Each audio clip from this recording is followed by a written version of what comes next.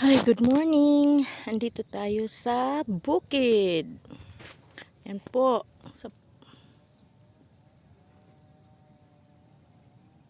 Ito po.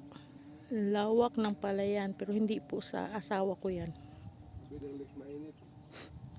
Sa tabi daw po ng lake mainit. Ito po yung nipahat. Yung kubo. Kubo namin dito. Ayan po.